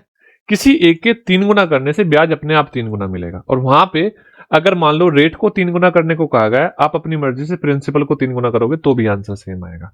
रेट को 3 गुना करने को कहा गया है, समय को 3 गुना कर दोगे तो भी आंसर सेम आएगा। इस बात को समझ लेना। नेक्स्ट देखो ध्यान से, बोला एक व्यक्ति ने कुल 2200 रुपए 3 अलग अलग स्कीमों में दिए, और सिंपल इंटरेस्ट की दर थी 4%, 5% और 10%। At the end of 1 year he goat the same interest from the all 3 scheme. क्या सेम है? सिंपल इंटरेस्ट सेम है। पहली धनराशि पे 4%, दूसरी का 5% और तीसरी का 10%। इक्वल है। तो आप ये बताओ, क्या मैं कह सकता हूं प्रिंसिपल इंटू 4%, P1 पहली धनराशि P1 थी, दूसरी P2 थी, P2 पे 5% ब्याज मिला, तीसरी P3 थी, और P3 पे आपको कितना परसेंट ब्याज मिला? 10% ब्याज मिला, और ये आपस में बराबर है। तो ये परसेंटेज तो मैं लिख रहा हूं, आपको लिखने की जरूरत थोड़ी थी, ये तो कट जाता, ये तो कट जाता। अब एक बात बताओ, अगर मैं आपसे P1 का रेशो पूछूं, आपसे P2 का रेशो पूछूं और P3 का रेशो पूछूं, क्या आप बता सकते हो? आप बोलोगे हाँ, बड़ी आसानी से। कैसे बताएंगे? इनके बराबर में एक ऐसा नंबर रख लो जो सबसे कट जाए, 4 से, 5 से और 10 से। 20 4 से भाग दोगे तो 5 आएगा, 5 से भाग दोगे तो 4 आएगा, और 10 से भाग दोगे तो 2 आएगा। तो यानी कि P1 अगर 5 है, P2 4 है और P3 2 है, 5 4 9 2 11। इस 11 रेशो का मान आपको कितना दिया है? 2200 दिया है। तो एक रेशो का मान 200 हो जाएगा। आपसे क्या पूछ रहा है? आपसे पूछ रहा है 5% की दर पर निवेश की गई धनराशि। तो 5% की दर पर P2 निवेश किया था, तो 200 से गुणा कर दो, और 200 से गुणा कर दोगे तो ये आ जाएगा आपका 800। P2 आपका 800 हो गया। Option number b. ठीक है भाई, नेक्स्ट देखो ध्यान से। बोल रहा है विद्या ने 6,000 रुपए काव्य को 3 साल के लिए 4% के कंपाउंड इंटरेस्ट की दर पर दिए। Calculate calculate the amount of Vidya will get after 3 years. Ratio याद है? आप ये बताओ, क्या रेशो याद है आपको 4 साल के लिए? कितने साल के लिए? 4 साल के लिए। क्या है? 4:6:6:1। याद है? आपने बोला हाँ सर याद है। अब यहां पे इस 6,000 का प्रिंसिपल 6,000 था, 6,000 का अगर मैं आपसे 4% पूछूं तो आप बोलोगे 4% होगा 240। कितना हो जाएगा? 240। आपसे अमाउंट पूछ रहा है ना, अमाउंट। अच्छा, दोनों तरीके अपना सकते हो। आपको लग रहा है कि हम ये वाला तरीका इजी कर सकते हैं कि 3x प्लस 3x² बटा 100 प्लस x³ बटा 10,000। आप जिससे चाहो उससे कर सकते हो। 3 साल का ब्याज तो निकालना है, हाँ या ना? क्लियर है? आप यहां पर क्यूब करके करो, 25 का क्यूब और 26 का क्यूब। 25 का क्यूब और 26 का क्यूब। 25 का क्यूब आपका प्रिंसिपल हो जाएगा, 26 का क्यूब आपका अमाउंट हो जाएगा। ठीक है ना? तो आप उससे भी कर सकते हो। अब मान लो मैं यहां पर इससे कर रहा हूं, देखो इससे करोगे तो 240, यहां पर गुणा 240। यस या नो? 240, 24 का 96। अच्छा 240 नहीं,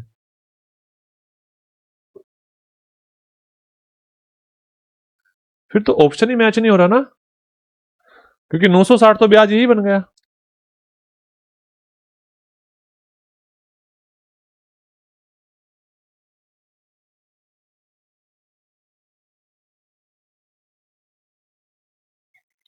गड़बड़ कहां हुई? कुछ आंसर में गड़बड़ तो नहीं? ऑप्शंस में? चलो करते हैं, कोई बात नहीं। इससे करके देखो एक बार। भाई 12%, आप बोलोगे यस सर। 4 चौक 16, 16 48, को भाग दोगे किससे? 100 से, तो ये 12.48%। 4 चौक 16, 100 का 64, और 64 को भाग दोगे 10,000 से तो 0.064। यानी कि जो टोटल ब्याज मिलेगा आपको मिलेगा 6,4,8,4 × 12, 12.4864% ब्याज मिलेगा। किसका? किसका? आप बोलोगे इसका। आपसे पूछा है अमाउंट, तो मैं कह सकता हूं अमाउंट तो 112.4864% हो जाएगा। और 1% का मान कितना है? 1% का मान 6 है, 60 है, तो मैं इसमें 60 से गुणा कर दूंगा।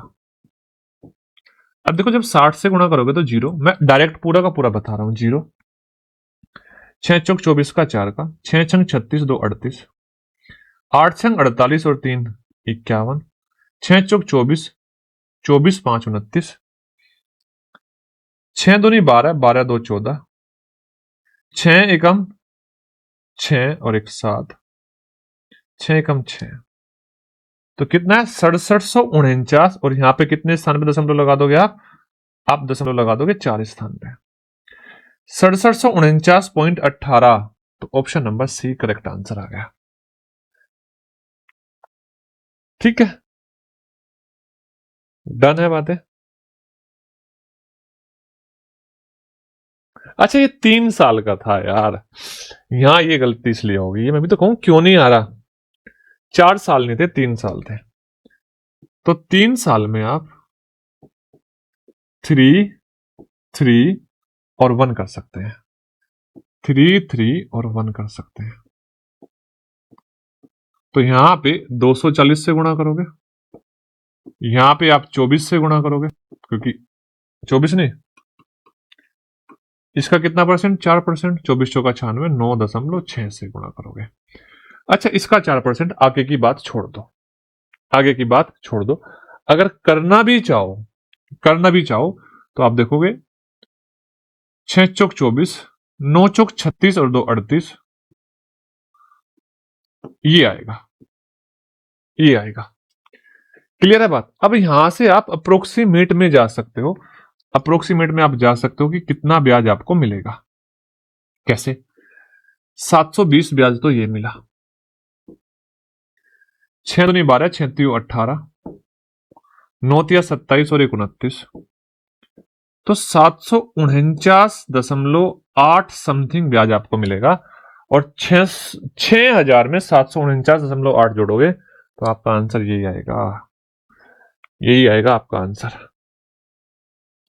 क्लियर है बात? आप बोलोगे हाँ सर। नेक्स्ट देख लो। 5,000 रुपए पर 2 वर्ष के लिए 10% की दर से अर्धवार्षिकी चक्रवृद्धि ब्याज ज्ञात करो। देखो अगर अर्धवार्षिकी में बात करूं,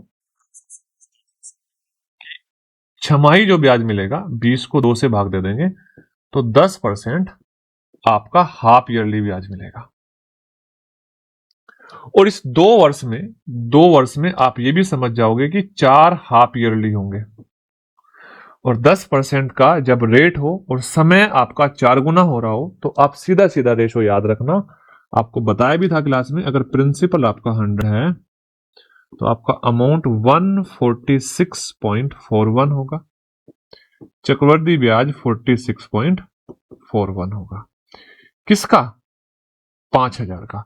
अच्छा इसमें अगर मैं 50 से गुणा कर दूं, क्यों 50 से गुणा करूंगा? 1% 50 के बराबर होगा, तो अपने आप आंसर आ जाएगा। 5 एकम 5, 5 चौक 20, 5 अंक 30, 2 32, 5 चौक 20, 2 22। तो कितना आया ये आया 2220। अच्छा 2300 आ जाएगा ये, 5 अंक 30, 2 32 था ना, 3 करी तो 2320.5। Option number D correct answer आ गया। अब नेक्स्ट देखो ध्यान से पढ़ो। अल्बर्ट ने 6,000 रुपए फिक्स्ड डिपॉजिट पे इन्वेस्ट किए 3 साल के लिए और कंपाउंड इंटरेस्ट की रेट थी 5%। How much Albert get maturity fix deposit, उसको कुल कितना रुपए मिलेंगे? आपको अभी अभी मैंने 3 साल का करके दिखाया, हाँ या ना? आप इस रेशो वाले मेथड से फटाफट उस 3 साल के क्वेश्चन को सॉल्व कर सकते हो। रेशो मेथड से ज्यादा आसान पड़ रहा होगा, मैं कर दूं फटाफट। देखो चलो मैं भी करता हूं, आप भी करना। तो रेशो क्या बनेगा 3 साल में? 3, 3 और 1। 600 का 5%, 60 गुणा 5 300, 300 का 5% 15, और 15 का 5%, 15 पंजे 75, 0.75।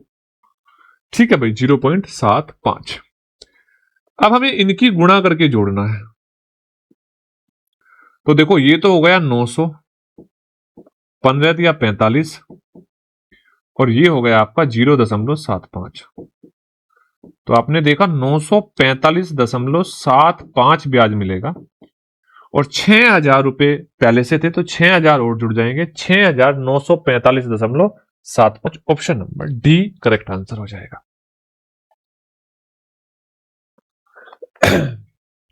मान लीजिए suppose x invested and after 2 year at the rate of 5%।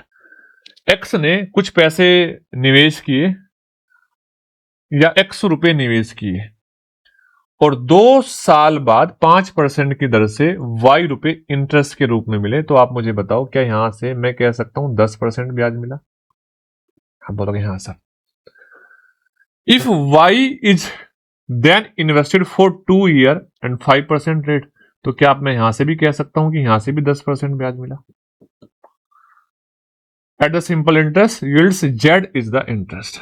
आप एक बात बताओ बड़े ध्यान से, पहले केस में भी 10% रेट है टोटल ब्याज, दूसरे केस में भी 10% है, तो इसका मतलब आपका जो सिंपल इंटरेस्ट है और जो प्रिंसिपल है उसका रेशो सेम होगा। आप देखो मैं क्या बोल रहा हूं, सिंपल इंटरेस्ट और प्रिंसिपल का रेशो सेम होगा, यानी कि फर्स्ट केस में आपका सिंपल इंटरेस्ट और प्रिंसिपल बराबर होगा सेकंड केस में सिंपल इंटरेस्ट अपॉन प्रिंसिपल। हाँ या ना? सेकंड केस में आपका सिंपल इंटरेस्ट और प्रिंसिपल ये रेशो आपका सेम होगा। 5 क्वेश्चन बचे हैं, ठीक है। चलो डन है भाई बात है। अब आप देखो यहां पर पहले वाले केस में जो आपका सिंपल इंटरेस्ट है वो y है और प्रिंसिपल x है, दूसरे वाले केस में सिंपल इंटरेस्ट z है और प्रिंसिपल y है, तो आप कह सकते हो यहां से कि y स्क्वायर बराबर एक्स जेड। यस या नो? तो आपका option number b correct answer हो जाएगा, y स्क्वायर बराबर x plus x into Z.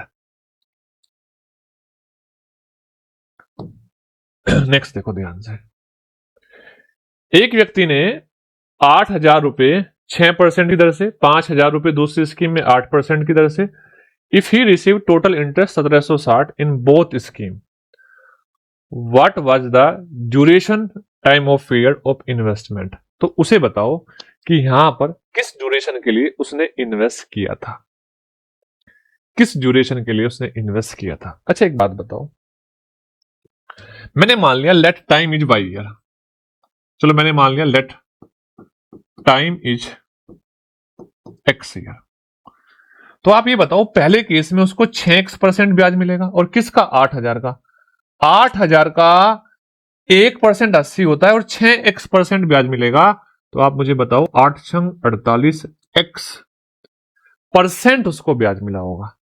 भाई 48x% उसको क्या मिला होगा, ब्याज मिला होगा। दूसरे वाले केस में 8x% ब्याज मिला होगा, क्यों? क्योंकि x टाइम है, और किसका 5,000 का 1% कितना होता है 50, तो 5 40। तो यहां पर मैंने यहां पे एक छोटी सी मिस्टेक कर दी, ये 480 है, 480x 480x%। अच्छा यहां पर आपको कितना मिलेगा, 400x% मिलेगा, और ये किसके बराबर है, टोटल 1760 के बराबर है। आप देखोगे 1 0 सब में कट जाएगी। है क्लियर है बात? यस। अब देखो मुझे एक बात बताओ, ये 96x% बराबर कितना है, 48 दूनी 88, सॉरी 88x% किसके बराबर है, 176 के, और x% बराबर है किसके, 2 के, किसके 2 के। तो यहां से x का मान क्या आ रहा है, 2 आ रहा है, और x का मान 2 आ रहा है, तो समय है हमारा 2 साल। कितना साल, 2 साल। यस। अच्छा एक बात और बता दूं, मैंने एक छोटी सी मिस्टेक कर दी, सॉरी छोटी सी मिस्टेक कर दी, क्योंकि परसेंटेज में बिना वजह ले लिया, क्षमा चाहता हूं, गलती हो गई। आप देखो 80 1% का मान है, 80 गुणा 6 इंटू एक्स। पहले वाले केस में कितना ब्याज मिलेगा, 80 गुणा 6 इंटू एक्स, सिंपल कर देता हूं। दूसरे वाले केस में 50 गुणा 8 इंटू एक्स, और बराबर किसके, 1760 के।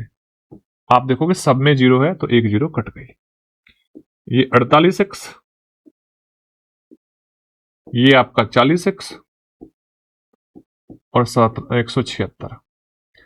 क्या 88x बराबर 176 है, और x बराबर कितना आ गया, 2 आ गया। तो यहां से x का मान सीधा सीधा 2 आ गया। वो छोटी सी मिस्टेक हो गई थी, कंफ्यूजन, गलत नहीं था वो, वहां पे जो x परसेंटेज लिख दिया ना, वो परसेंटेज हमने गलत लिख दिया था।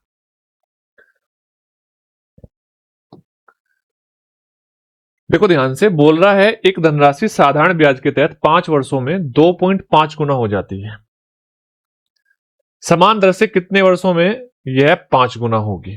तो आप एक बात समझना बड़े ध्यान से, जब भी कोई धनराशि 2.5 गुना होती है तो इसमें से अगर मैं 1 घटा दूं तो जो ब्याज मिलेगा वो 1.5 मिलेगा। हाँ या ना? और जब हमें धनराशि 5 गुना करनी है, इसमें से भी 1 घटा दूं तो हमें ब्याज कितना मिलेगा? 4 मिलेगा। तो बस आपका क्वेश्चन यही है कि अगर 1.5 ब्याज 1.5 ब्याज आपको 5 वर्षों में मिलता है, तो जो 4 ब्याज है वो कितने वर्षों में मिलेगा, आपसे ये पूछ रहा है। सिंपल इंटरेस्ट में ये बात ध्यान रखना, अगर ब्याज दुगना हो रहा है तो समय भी दुगना होगा। तो यानी कि ब्याज इसका कितने गुना हो रहा है, आप इस बात को समझ लो। बताओ ये कितने गुना हो रहा है ब्याज? सर हम सीधा सीधा करेंगे, इसको 1.5 से भाग देंगे, ज्यादा दिमाग नहीं लगाएंगे, और 4 से गुणा करेंगे, और 4 से क्या करेंगे? गुणा करेंगे, तो अपने आप 4 बन जाएगा। इसका मतलब इसमें भी टाइम में भी मैं 5 गुणा 4 बटे 1.5 1.5। अब देखो 5 से ये कितनी बार जाएगा? 0.3 बार जाएगा, और 0.3 से मैं 4 को भाग दूंगा तो मैं इसको 40/3 लिख सकता था, और 40/3 को 13 से ही 1/3 लिख दूंगा। समझना? एक और क्वेश्चन है ऐसा, एक और क्वेश्चन है ताकि क्लियरिटी आपको मिल जाए। 8 वर्षों में कोई धनराशि कितनी हो जाती है? 4 गुना हो जाती है, तो ब्याज कितना मिला होगा? ब्याज मिला होगा इससे 1 कम 3। 12 गुना होने में जो ब्याज मिलेगा इससे 1 कम 11 मिलेगा। तो मैं ये कह सकता हूं कि भाई 3 ब्याज मिल रहा है कितने साल में? 8 साल में। अगर ब्याज 11 करना है तो कितना समय लगेगा? इसका ब्याज कितने गुना हो रहा है आप ये देख लो बस। तो आप बोलोगे 11/3 गुना हो रहा है। सिंपल सा केस है ना, 11/3। तो समय भी 11/3 गुना हो जाएगा। तो 11 8 88, 88/3, और 88/3 को मैं लिख सकता हूं 29 सही 1/3। 29 सही 1/3 साल समय लगेगा, और ऐसे क्वेश्चन भी पूछे जा रहे हैं। ठीक है, नेक्स्ट देखो ध्यान से।